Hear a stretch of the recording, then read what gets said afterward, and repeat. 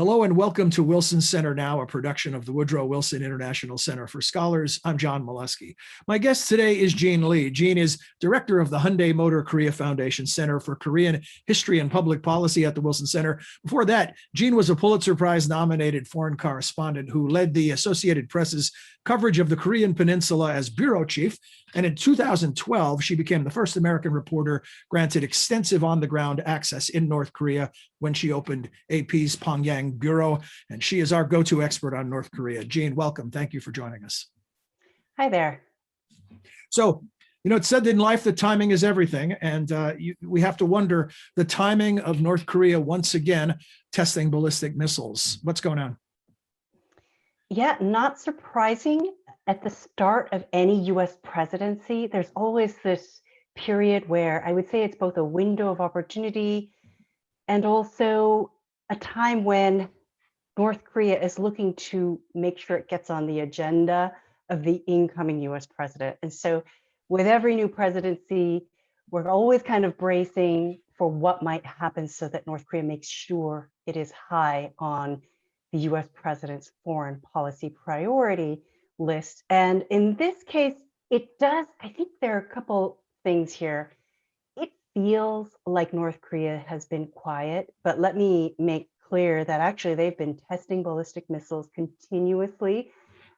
Certainly we saw in 2017, the first year of the Trump presidency, a ramping up of testing during that period that we like to call fire and fury, and then a pivot to diplomacy.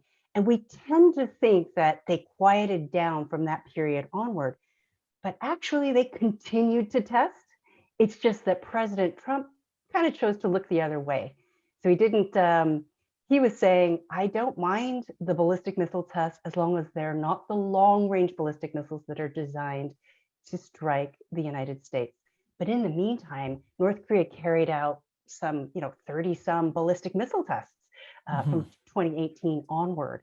These are short range, primarily meant to put some pressure on both South Korea and Japan. And there are US territories that would be within that range. But those were not considered provocations by President Trump. So in some sense, we tend to think that things were quiet. The reason why we're paying attention now is because these are the first ballistic missiles during the Joe Biden presidency. So we could understand political motivations for then President Trump to downplay what was happening. But why would South Korea, Japan, and others turn the other cheek, as you put it? Well, in South Korea's case, we have a president, Moon Jae-in, in the Blue House in Seoul, who is very engagement focused. He came into the Blue House 4 years ago on a platform of reaching out to the North Koreans. He was largely responsible, I would say, for the diplomacy of 2018. He really kind of engineered and mediated between North Korea and the United States to use the Olympics, the Winter Olympics that took place in South Korea in 2018 as an opportunity to engage North Korea. And he's got 1 year left in office. South Korea has a one-time 5-year presidency. And so time is short. So he has really been focused on trying to use that time effectively to engage North Korea. And so for him, I think he's more focused on engagement, on peace diplomacy. And so for him, he was on board with whatever it was he thought Trump could do to try to change the dynamic of the relationship between. Japan has never been comfortable. Japan is never comfortable with North Korea's ballistic missile testing. And these particular tests that we saw recently, these projectiles these ballistic missiles landed just outside Japanese waters. And so these make Japan very, very nervous. And so I don't think that they will have as much patience as they have perhaps had in the past. And so that's something to pay attention to as well. But that's what you see is sometimes competing interests in the region. And that will be a challenge for the Biden administration is how do you get all of the neighbors in that region on the same page when it comes to North Korea and responding in a unified way to ballistic missiles. Jaein, is there any evidence that South Korea's preference for engagement has paid dividends?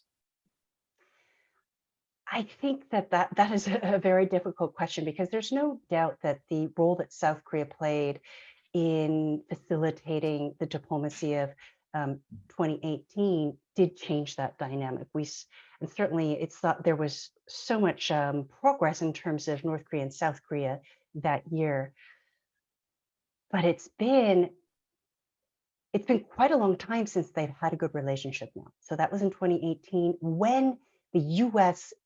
DPRK, when the US North Korean relationship started to fall apart. And this was primarily after the February 2019 summit that President Trump held with Kim Jong-Un in Hanoi, Vietnam. The relationship between North Korea and South Korea started to deteriorate as well. And so I think that South Korea is always looking to play a role in trying to guide and have a say and direct what happens on the Korean Peninsula, which is understandable. But when it comes down to it, it's the United States that North Korea wants to speak to and engage with and negotiate with. And so sometimes South Korea does end up being secondary to that North Korean desire to speak to and reach out to the US president. So given that this wasn't a surprise that the North Korean regime would test the United States, so to speak, in the early days of the Biden administration, then what do you think, given the fact that they could have anticipated it, what do you think of the Biden administration's response? So I do think that the North Koreans are impatient. They want to get a sense for what the approach will be. And the testing and the signaling, it's all designed to put pressure on Washington and put pressure on Seoul and Tokyo and Beijing, for that matter, to start setting some policies and start putting North Korea first or making it a priority. I think the issue here is that there is a lot for the Biden administration to consider when it puts the finishing touches on its North Korea policy. For one, the nuclear program, North Korea's, both its nuclear arsenal and its ballistic missile arsenal, are far stronger today than they were 4 years ago when President Trump took office. It's a different ballgame. And that's because they have been able to test so much over the past 4 years. Even though it seemed quiet, they've made some very strategic tests that have brought that program to a place where it is very, very dangerous. And so you can't really, so they've got to take those developments into account. Also, if the strategy on the part of the Biden administration is to create a kind of cohesive, unified strategy among North Korea's neighbors, one thing they have to do is go back and repair some of the relationships. There were a lot of relationships with the United States in Asia that suffered during the Trump presidency. And so you see this kind of attention being paid to restoring relationships, rebuilding trust, and also rebuilding some of the relationships that have faltered during the Trump years as well. And primarily, I would say that's South Korea and Japan. That's always a tense relationship due to their history.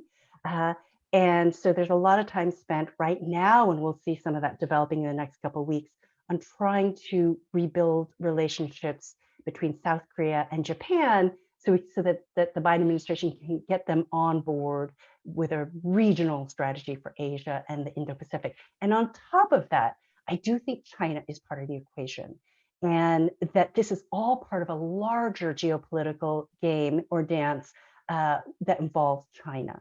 And when you're talking about a strategy that involves China, it's complicated.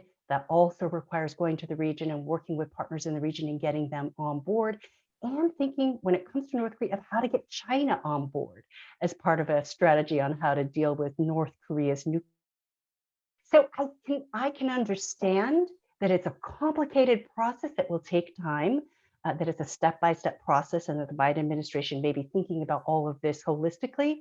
But I can tell you that there's incredible impatience in Asia, particularly in South Korea, which has a president who is keen to see some action before he leaves office, and in North Korea, which really wants to know what direction their strategy needs to take when it comes to nuclear negotiations. So I think a lot of this, from these signs from North Korea, the testing, it's signaling. It's like, come on, let's get this show on the road. We want to see what your policy is and what the next step should be. Toward what end, Jaein? What do they want? What is the long game for North Korea?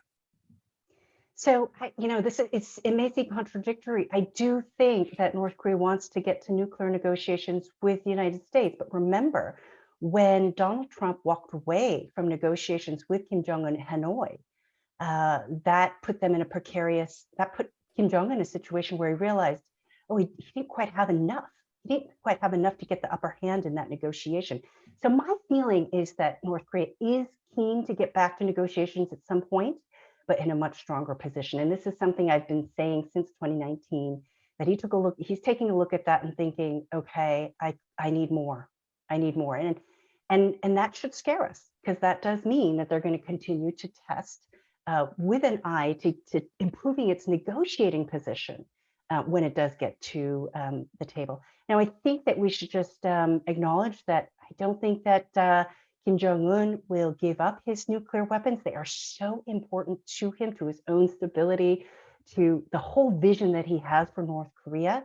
But I do think that he's willing to negotiate away some aspects of his program.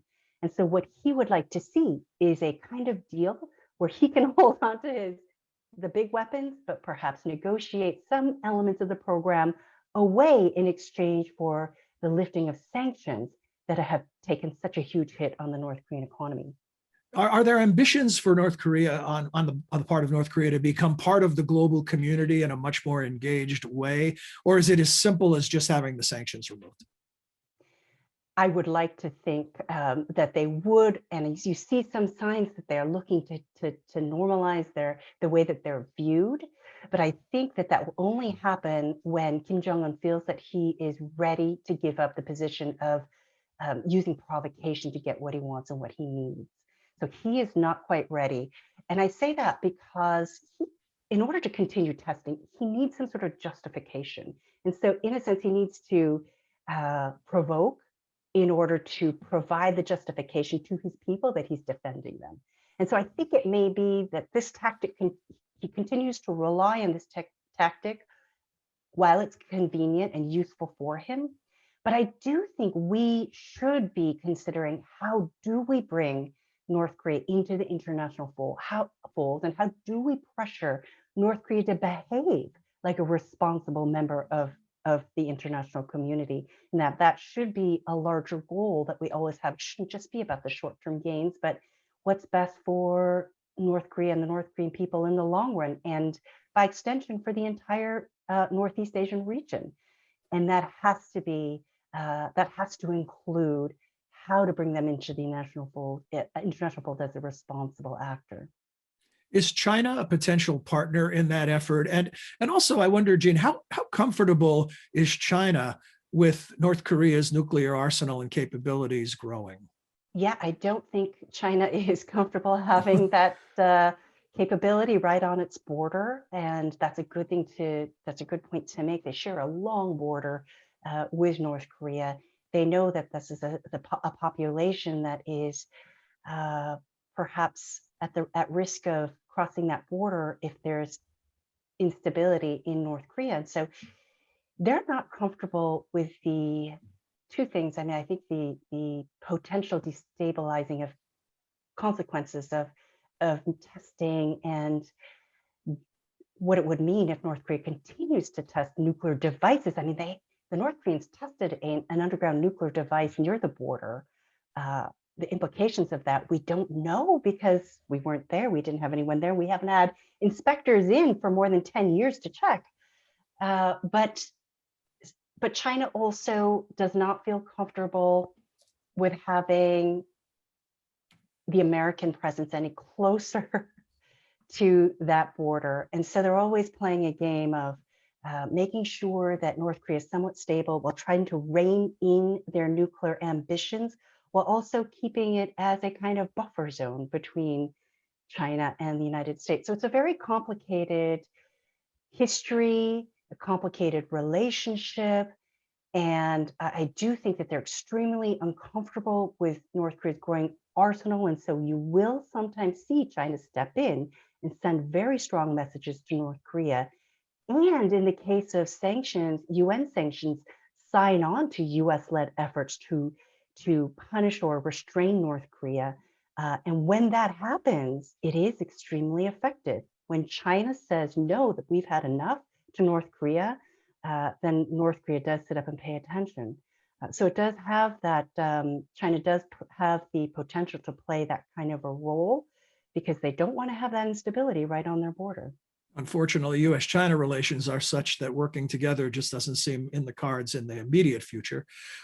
With that in mind, Jaein, a final thought. What do you expect next? Where, in the short term, are we talking about a period of volatility back to the early days of the Trump administration where there were a lot of threats and name calling, or will things stabilize? So I certainly hope we don't go back to fire and fury. That would be extremely dangerous. I think we're seeing the right amount of signaling. Everybody's trying to feel one another out right now. Right now, we're in a phase where we're seeing the Biden administration reach out to different partners and try to build a strategy so that North Korea can't come in and try to divide the allies. I think, though, that President Biden has left open the possibility of diplomacy, which is a good signal to send as well. And I hope that the North Koreans recognize that they have more long-term opportunity for sustainable negotiation with the Biden presidency, even though it may not be as dramatic or as theatrical as what we saw with the summit diplomacy under President Trump. I think we may see some provocations, and I think we'll see a response to them. I don't think that President Biden will look the other way. He will very clearly say that they are a violation of UN Security Council resolutions. But I hope that all of this eventually gets the two sides into some sort of sustainable long-term working level dialogue about denuclearization that is not so dramatic and doesn't push either side to extreme sanctions or extreme provocation. So we'll see. It's still early days. We still haven't even seen the Biden administration North Korea policy. And so what we're going to see is a lot of signaling in the days and weeks ahead, and then hopefully we'll see some sort of effort to get back to negotiations. I think we will see President Biden and the Biden administration looking at sanctions diplomacy and finding ways to effectively use sanctions to get North Korea back to the negotiating table.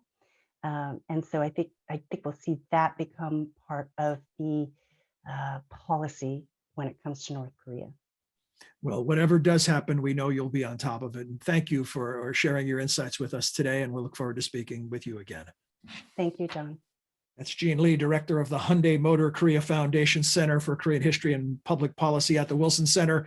And that's it for this edition of Wilson Center Now. We hope you enjoyed it and that you'll join us again soon. Until then, for all of us at the center, I'm John Molesky. Thanks for being here.